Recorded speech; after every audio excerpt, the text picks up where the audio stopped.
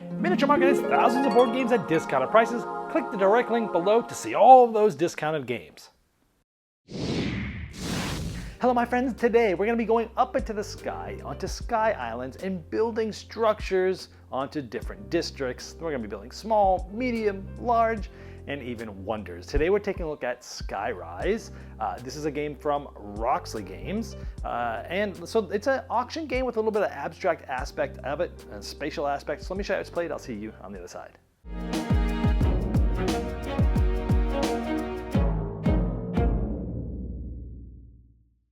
In Skyrise, you're going to get a handful of buildings between small, medium, and large. You'll also get a big wonder you'll be able to place later in the game. You also get a character board that will help you track where you're building. But essentially, you're going to be using these numbers as bidding amounts to auction to try to build Skyrises in certain districts of the game.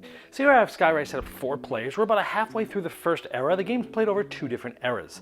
Now there's going to be one of these sort of district boards for each player. So in a 4-player game, you'll have 4 of these islands. 2-player game, you just have 2 of these. You always have the middle one, for example. So this is a 4-player game. And again, we're about halfway through the first era. And over the course of the game, again, you're going to be building these buildings by auctioning and winning different districts. So let's say it's my turn. I just won the recent auction, so I'm going to go. Now, when you bid, you have to bid either from the central island or next to any structure that's there. So I'm going to say bid this. And this is how much you're bidding, 24. And it's going to go to the next player clockwise. They can either outbid or pass. If they pass, they're out for this specific round. Now, this is an interesting spot, is when you bid, if you outbid, you have to go adjacent to the highest bid for this round. So here, I can't go here. I can't go here. This blimp sort of blocks adjacency here. So I have to go over to this bridge like this. This would be somebody else. So let's say another player goes, okay, I'll outbid you. So maybe they say, you know what, I'm going to come across this bridge and I'm going to bid 34. So now it's the next player's turn. And again, they have to go adjacent to this. This is obviously blocked. This is blocked. This is blocked. So their only choice is to go here. So do they want to bid for this? Well, I don't know. Because if someone gets outbid there, it's going to come down to here, and maybe here, and then here or here. So you can see that there's an abstract aspect of this is just as big in this game as the actual economy of when to use the right pieces. Great. So let's say this player outbids, comes here, goes 53. And let's say it goes, now to the yellow player. Let's say the yellow player passes, comes back to us, the red player. Let's say we go adjacent to here, and let's say everybody else passes. So in this case, this is the highest bid. This one's going to win. This gets turned upside down and is now built. The rest of these get given back to the prospective people, so they'll have those to bid in a new round. Now you'll also take this token here, and these things are pretty important, and there's also, as you notice, there's different types of areas, different colors and such. But first of all, you get to get this token, and some of these have to do with these patrons that you don't exactly know how much they're going to be worth. We got D. They all say 3, 4, 5, or 8. It's going to be one of those things. I would secretly look at this and say, oh great, I got the 8.1. Now I know for the rest of the game the D ones are good to get. And I would sort of place this here. Now the earlier ones that I'd gotten, these were tokens that have to do with certain areas, and this is part of what drives your strategy. Because this shows me right now, if the game ended now, for every building I have on these green sections is going to be worth 4 points. That's how far I got. If I get another one of those tokens, it's going to be 6. If I get another one, it kind of gets a little less efficient, it gets 4. So, but if you get more than this, then each one of your green tokens will be 10. So it's like it goes up, up, up, dip, but then if you get more and more, each of those tokens would go here and you get plus 10. You get less per building, but you get plus 10. So it's like a little bit of a sort of shoot the moon mechanism there. Now there's other things that drive strategy as well. At the beginning of the game, you're going to get a secret goal. Basically, this is going to tell you one of the 4 colors that you want to build in. This one says, hey, if I have 4 or more buildings in these brown inventor places, I'll get 10 points.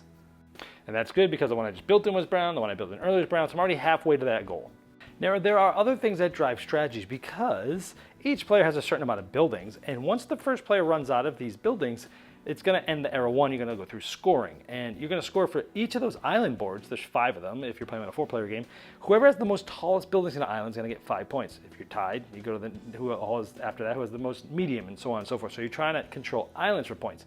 This is every game. There's a few of these, there's like 5 panorama cards. 2 of these are used each game. These are going to change the way the game scores. So at the end of each era, if you have buildings on both sides of a bridge, you'll get 3 points. And if you have 3 points, if you have 3 pieces that surround a lake. So these are different things to think about as well, and these cards change each game. So let's show you an interesting aspect of the abstract nature here. Let's say I start a bid here. It's next to something. And the next player bids here. The next two players pass. I put my big, large building here. You only get one of these in the first era, and everybody else passes. So these would come off. I would build this here. I would get this B here. But now, first of all, this is going to help me try to control this island and get 5 points at the end of each of the eras. But I get to go first. And look at this. This is an interesting thing, is now I can go adjacent to here with my little bitty 24, and nobody else can bid after because this lake blocks adjacency. So there's a lot of these little things in crevices and corners and such that a lot of times you'll be able to bid, beat somebody, and then automatically wrap up the next one. And it happens not just around lakes, but sometimes in corners, and then towards the end of the game, it happens a lot more. And it's a really interesting part of the strategy. Now, at the end of the first era, it happens when one player runs out of their first era buildings, the ones without the dots. And we're going to go through era scoring, which I already kind of talked about, all the ways different things score, controlling islands, the panorama cards, things like that. But then you're going to go to the second era. Now, the second era, your buildings come out, they have dots, so you know that they're in the second era, and you also get this awesome wonder, and everyone's is a little bit different. Now, the players that didn't finish era 1 still get to use all of those buildings. You're going to end up placing all the buildings by the end of the game. It's just you're going to be doing it at a different rate than others. Sometimes it's good to go early and put a bunch of buildings out. Sometimes it's good to wait until the end of the game. You can put a bunch of them out really cheap, but then you may or may not be getting exactly what you want, but you'll always be getting something. Now, with the era 2 buildings, this is a wonder. You can place a wonder. You can't start an auction with a wonder, but you can place it if it's not the starting one, and you automatically win that bid. So it's like an extra aspect there. Now, at the beginning of that second era, everyone's going to be able to pick one of 3 cards that they were dealt at the beginning of the game. These are wonder cards. Now, all these have sort of a special ability. Like this one allows you to break the rule of not being able to start with the wonder. You can start with the wonder, but it's only going to get you 4 points because it's a pretty powerful ability. You could just, boom, this one's mine. This one is score 2 points for each structure in your longest chain of structures. And you score this when you place your structure. So you have a strategy, if you select this card, to build up a bunch of chains and then drop that wonder. Or maybe you score 2 points for every bid placed during this auction. So you wait and you try to like straggle out a long bid by bidding, just barely above somebody or a bunch of people, and hoping that you get a big long one and place it there. So you'll get to select one of these, you'll flip it up, everyone will know what your power is. So you'll only have one of these with your wonder, but it does give you some more strategy in the game, especially since you're only using that wonder once during the game. Now you'll continue the same way through the second era, and whoever runs out buildings first will get the key to the city. It's worth 10 points for ending first. In the higher player counts, there's also a second key for 4 points for ending second. Now you might think this is overpowered, but it's really not, because they get 10 points, but everybody else is going to be able to bid less, and there's going to be more things easily available towards the end, so it is quite balanced in that way. After you end the second era, you're going to do all that second era scoring again, looking at all the island controls, looking at the panorama cards. But then you're going to score all your structures and all the tokens on your board. Like these ones are the ones that got us points for the patrons that I showed you earlier. This one gets you 1 point for each token on here, so 1, 2, 3, 4. And then you go here. Every building you have in yellow is going to be worth 4. I a little bit overshot that here. Every green building is going to be worth 6 for me. Every building on a green spot. Everyone on the white spot is going to get 3, and everyone on the brown spot is going to get 3. And then if we look and see if you've done your secret goals, you add up all those points, whoever has the most is the winner. All right, let me first tell you what I liked about it. This game has a unique feel. Now, I know this game was based upon a re-implementation of an older game called Metropolis that was a Spiel des Jahres recommendation back when it was released. I had never played that game. And so this is unique to me, and even if this was a re-implementation of that, even if it was unique back then as well, I like that the game, it feels different. It's hard to kind of come in these days with how many games are being released and to feel different from other games. And this does, obviously. It's a re-implementation of Metropolis, but other than that, it feels like a different, fresh, and unique game.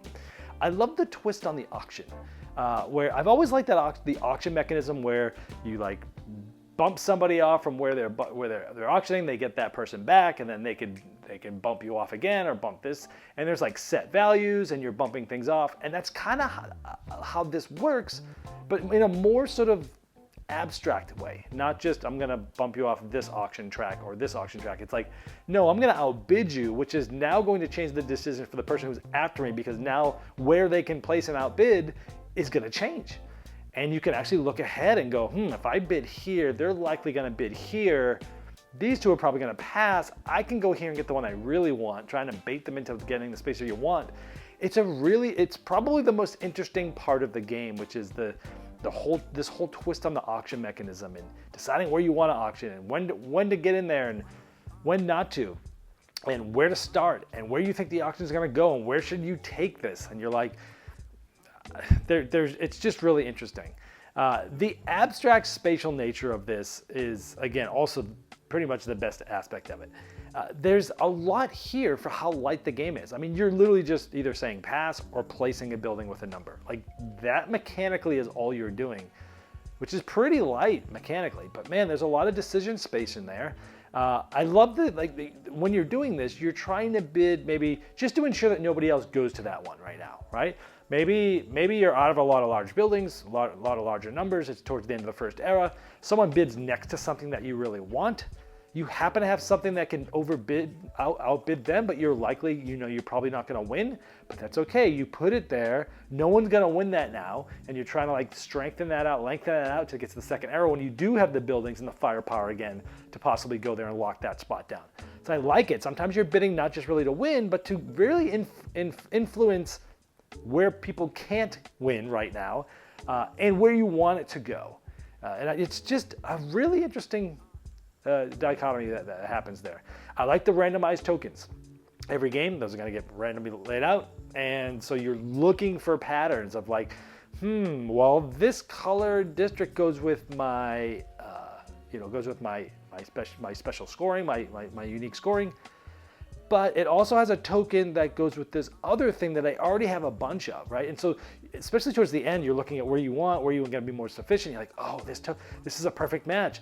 Token and spot, this is going to really get me lined up perfect here, and I already have a bunch of these buildings. And it's interesting because you're looking for those patterns of that, and it's going to change every game, which is pretty interesting. I like the wonder card selection. So, you got this wonder, and you've got 3 of them to figure out which ones you want. At the beginning of the second era, you're going to pick which card it is. And it's interesting because you're trying to figure out which strategy to go with, and you're trying to figure out, well, which one is best for me right now? And you know that what your options are, right, at the beginning of the game. And so you can sort of play into this, and you can it will influence your decisions, being like, oh, I know I will have this possibly in my back pocket in the second round, so let's not blow this one here now, right? Or I know that this will allow me to do this, so I don't have to do this other thing now. And it's interesting. It's an easy decision, but it works really well. I like, again, one of the best things, this whole spatial aspect, setting yourself up to win the next auction with a low number. It's awesome where you're like, boom, I'm gonna bid here. I like that you can see what other players' bids are left, so you know, like, what's the possibility? Can this person even beat me? No. This person? No. This person can. Are they going to? Right? And so you put it there and you're like, okay, you win this auction, which automatically means you can take the one right next to it sometimes because of the way things get locked, whether it's around a lake or in a corner. Sometimes a central island can kind of get boggled up like that. It's really interesting. And sometimes you're waiting towards the end of the game to be like, somebody's going to go out first and get the big key for 10 points. But you know what? You might have a lot of buildings left, and you're going to be able to snatch up a bunch of them, the ones that, and maybe they're ones that are really perfect for you. Sometimes they're not, but they're all worth something, right? And so there's an interesting strategy, whether you go all out firepower, getting the ones you really want, or do you kind of like hang back and go, you know what? Let's just wait and see here a little bit and see what I can get at the end when everybody's sort of out of all their powerful buildings. It's pretty interesting. I don't have a whole lot negative here to say. This was the retail version. The Kickstarter, the deluxe version looks amazing. I know that there were possibly some issues with things fitting together, the 3D boards and stuff, but it looks amazing from pictures. And this was just the standard version, which was great. Nice wooden pieces. The only negative I can really say here is the private objectives. They could have some more variability. I mean, basically, it's kind of like the base game of Sagrada, where it's like everybody's going after a color. About halfway through, you'll know who is which color. And normally, everyone's going to get their goal, right? You almost have to. It's 10 points. You're going to go after it. If you don't, you're probably the only one not to get it, and it probably will hurt you. So you kind of have to do it. Everyone's going to do it. They're going to make sure that happens. What are they giving up for it? Well, that's the twist, right? I would have liked to have seen some other possible goals, being next to blimps, being next to bridges, being next to windows, other things, hey, have your things surrounded by a certain amount of other players' stuff. Whatever. There's a lot of different things that you could have done instead of just giving us one. So I would have liked to have seen more private objectives. Also, some of the adjacencies are not always easily seen. The board is beautiful, the things is, but there's some of them that have they're adjacent, but there's only a small spot that's adjacent, and it kind of elongates, stuff like that. And sometimes those aren't easily seen, especially when the board starts to fill up and there's all these big structures and stuff like that. There were a couple times in my last game where like we bid very strongly thinking we were going to be able to win this other one hands down without any contention afterwards backing into it. But it wasn't the case because that one actually was still adjacent to something else that you really couldn't quite see that well. Obviously, I wouldn't make that mistake again, but it's a little nitpick there. The last thing here, negative-wise, is I think it says 45 to 75 minutes. It's longer than that because you've got all these bids and people are bidding, and then everyone that doesn't win comes back, and then people are thinking. I never felt like the game felt long. I never felt like I was like, oh man, I'm really waiting for this thing to get over. Like, it's an engaging game, but like for example, a 4-player game, I would say you're at least at 90 minutes.